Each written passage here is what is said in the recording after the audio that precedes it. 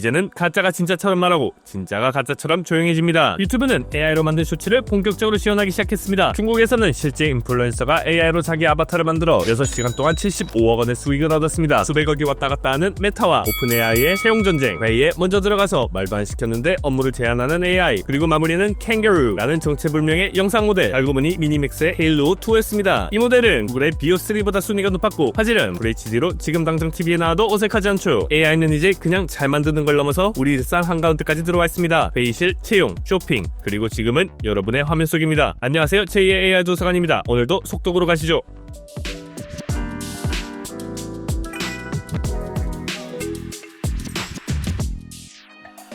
메타와 오픈 AI 사이에서 요즘 1억 달러짜리 사람 뺏기 싸움이 벌어지고 있습니다. 샘 알트만은 최근 팟캐스트에서 메타가 자기네 핵심 엔지니어들에게 9자리 연봉, 그러니까 연봉이 1억 달러가 넘는 제안을 하고 있다고 말했습니다. They started making these like giant offers to a lot of people on our team. Like $100 million signing bonuses. 말이 1억 달러지 연봉이 1,400억 원이 넘어가고 있는 겁니다. 1억 달러를 만원짜리로 쌓으면요 63빌딩보다 4배 반이 높고요. 롯데타워 시그니에를 매년 20채 정도 살 수 있는 돈입니다. 그런데 더 놀라운 건 그런 제안을 받았는데 아무도 떠나지 않았다는 점이죠. 샘 알트만은 이런 말도 했습니다. 우리는 아직 같은 방향을 믿는 사람들이 모여있어요. 돈이 아무리 많아도 방향이 없으면 분위기는 무너질 수밖에 없습니다. 빙빙 돌려 말했지만 말하자면 돈만으로는 팀을 못 만든다는 얘기죠. 메타는 지금 슈퍼 인공지능 팀을 새로 만들고 있는데 그걸 이끄는 사람이 바로 알렉산더 왕입니다. 그 유명한 스케일 AI의 전 CEO, 14조 원의 사나이죠. 이 얘긴 제가 따로 영상으로도 달았으니까 오른쪽 위 카드를 눌러보시면 메타가 왜 이 사람에게 14조 원을 걸었는지 좀 더 자세히 볼 수 있습니다. 그런데 메타가 그 후 또 노렸던 사람들의 리스트를 보면요, 오픈 AI의 핵심 연구자였던 노엄 브라운과 구글 브레인에서 초고대 모델 최적화를 이끌었던 도리 린스콤을 비롯한 이름난 실무 고수들을 영입하려 했지만 모두 최종적으로 거절했다고 합니다. 업계 내부 관계자에 따르면 메타는 AI 분야에서 활발히 투자를 하고 있지만 잦은 방향 전환과 리브랜딩으로 인해 장기적인 기술 비전에 대해 신중하게 지켜보는 시선도 존재하고 있다고 합니다. 한편 업계의 다른 쪽에서도 의자 뺏기 싸움이 본격적으로 시작됐습니다. 엔트로픽은 오픈 AI 공동 창업자였던 존 슐만을 데려갔고 딥마인드 출신들도 여기저기 퍼지고 있죠. 각 회사는 이렇게 말합니다. 우리는 진짜 안전한 AI를 만든다. 우리가 진짜 제대로 된 방식이다. 철학의 전쟁도 시작된 겁니다. 이쯤 되면 하나는 확실해집니다. 지금 AI 업계는 진짜 황금광의 시대입니다. 서명만 해도 1억 달러. 이 말을 다르게 이야기하면 그건 그냥 연봉이 아니라 한 사람 한 사람에게 회사를 걸겠다는 뜻이겠죠. 미국 실리콘밸리에는 지금 사람 하나 데려오겠다고 1억 달러씩 걸고 지금 싸우고 있는 겁니다. 그런데 중국은 그 사람을 그냥 복사해버렸습니다. 중국의 유명 스트리머 리양하오, 이 사람은 방송을 켜지도 않았는데 그 복제 아바타가 6시간 동안 생방송을 돌렸고요. 130개 넘는 물건을 소개해서 75억 원어치를 팔았습니다. 놀랍게도 그 사람 본인은 그 시간에 그냥 쉬고 있었습니다. 그런데 화면 속 AI는 목소리도 표정도 심지어 말할 때 책상을 치는 버릇까지 그대로 따라했습니다. 不过咱们直播间虽然不是数字人，就像这纯棉柔金100%。 단 26분 만에 본인보다 더 큰 수익을 낸 AI를 보고 리양하오는 이렇게 말했습니다. AI가 나보다 말을 훨씬 더 잘한다. 솔직히 이건 좀 어지럽다. 그런데 이게 그냥 한번 시도를 해본 거냐고요? 아닙니다. 중국 전역에 이런 아바타가 10만 개가 넘게 들어가고 있고 쇼핑몰들은 실제로 방송비를 80%나 줄이고 판매 전환율은 62%나 올랐다고 합니다. 왜냐하면 이 아바타들은 졸지도 않고 목도 안 쉬고 실수도 안 하거든요. 필요하면 옷도 바꾸고 말투도 바꾸고 24시간 계속 방송이 가능합니다. 이제는 사람이 한 건지 AI가 한 건지 프레임을 하나하나 뜯어봐야 구별될 정도입니다. 물론 아직은 오게티 순간이 있기도 합니다. 근데 이거 다음 버전에선 사라질 겁니다. 그리고 소비자들이 이건 진짜 사람들이 허락한 아바타야 라고 받아들이면 브랜드 입장에선 정말 매력적인 거예요. 아파서 결근할 일도 없고 말실수도 없고 하고 싶은 말만 원하는 톤으로 정확하게 말해주는 쇼호스트. 이쯤 되면 무섭기도 하지만 브랜드 입장에선 이걸 안 쓸 이유가 뭐지? 라는 생각이 드는 거죠.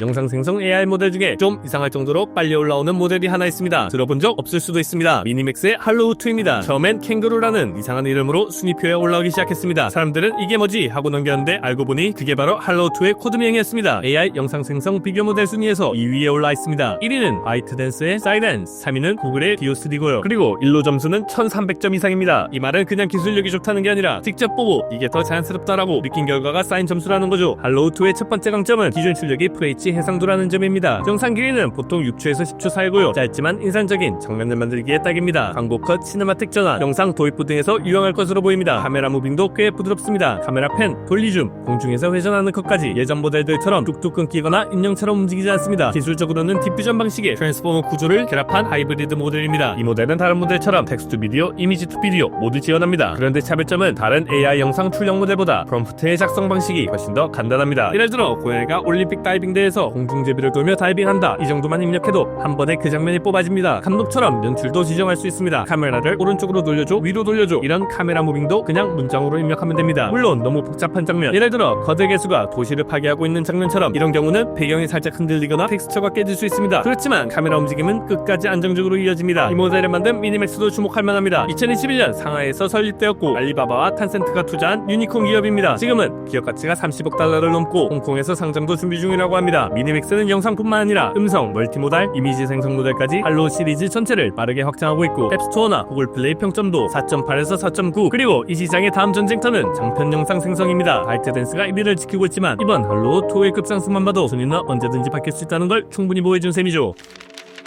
유튜브는 새로운 발표 하나를 꺼냈죠. 바로 구글 영상 비오3를 쇼츠에 전격적으로 도입한다는 소식. 유튜브는 비오3로 만든 영상이 쇼츠에 더 자연스럽게 녹아들 수 있도록 일부 크리에이터들에게 비오3 2를 먼저 열어주기 시작했습니다. 그러니까 이게 제미나이에서 만든 영상을 올리는 게 아니라 쇼츠의 촬영 툴에서 비오3를 직접 사용할 수 있게 된다는 얘기입니다. 이건 단순한 툴 추가 이야기가 아닙니다. AI로 영상을 찍는 방식이 바뀌는 순간이니까요. 숫자라도 이 변화는 명확합니다. 쇼츠는 현재 하루 2,000억 개 이상의 조회수, 불과 3개월 전까지만 해도 700억 회 조회수였습니다. 숏폼 비디오가 3개월 동안 3배가 될 동안 TV로 보는 롱폼 쪽도 우상향 그래프입니다. 유튜브는 지금 하루 10억 시간 이상 TV에서 재생되고 있고 상위 100개 채널 중 절반 이상이 쇼파에서 보는 시청자들로부터 트래픽 대부분을 받고 있습니다. 게다가 월간 10억 명 이상이 팟캐스트를 시청하고 2천만 개의 영상은 자동 더빙 처리. 여기서 유튜브가 왜 생성형 도구에 올인할 수밖에 없는지 간략하게 제 의견을 말해보겠습니다. 결국 유튜브라는 비즈니스 모델에서 제일 중요한 건 시청자, 즉 클라이언트가 가사 앱에 오래 머무는 것입니다. 이 말은 AI 비디오가 많아지더라도 그게 또 하나의 트렌드가 되고 사람들의 관심을 끄게 될 테니 유튜브 입장에선 그만큼 자사 앱의 이용 시간이 늘어나는 거겠죠. 또한 유튜브는 롱폼 컨텐츠의 소비도 갑자기 늘고 있으니 생성형 AI 기술을 이용해 영상 제작에 허들을 낮추는 움직임을 보이는 건 어떻게 보면 당연한 거죠. 왜냐? 자사 앱의 이용 시간이 제일 중요하기 때문이죠. 그리고 이번에 발표한 20주년 트렌드 리포트는 지금 흐름을 더 분명하게 보여줍니다. 쇼츠는 여전히 빠르게 성장하고 있고 그건 그렇다 치더라도 60분이 남는 영상이 다시 늘고 있다는 점은 흥미롭습니다. TV로 다시 돌아온 사람들, 영화처럼 긴 다큐, 에피소드 전체를 담은 팟캐스트, 찐득하게 되는 컨텐츠의 부활이 시작된 겁니다.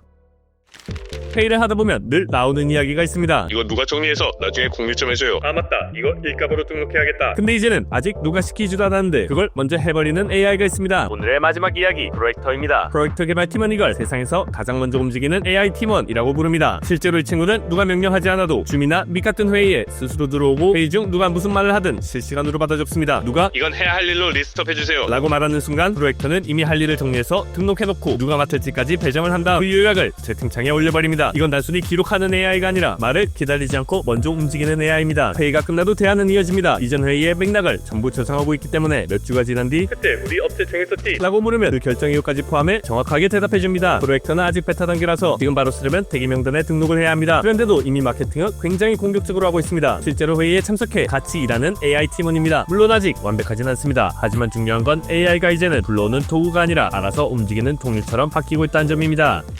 AI가 사람보다 영업을 더 잘하는 세상, 여러분은 어떠십니까? 이게 그냥 기술의 발전이라고 보시나요? 아니면 진짜 인간만이 할 수 있는 무언가가 드디어 침범당한 걸까요? 전 아직 잘 모르겠습니다. 이게 참 어렵네요. 그런데 한 가지는 분명합니다. 이건 기술이 커진 게 아니라 우리가 기술과 얽히는 방식이 달라진 거니까요. 어쩌면 지금 이 순간에도 누군가의 AI 아바타가 광고 영상에서 제품을 팔고 있을지도 모릅니다. 오늘 이야기 여러분의 생각은 어떠신가요? 댓글로 남겨주시고 이런 변화를 감정적 거리감 없이 동시에 놓치지 않게 따라가고 싶다면 좋아요와 구독 부탁드립니다. 여기까지 AI 도서관의 제이였습니다. 다음에도 또 재밌는 소식으로 가져오겠습니다. 그럼 이만.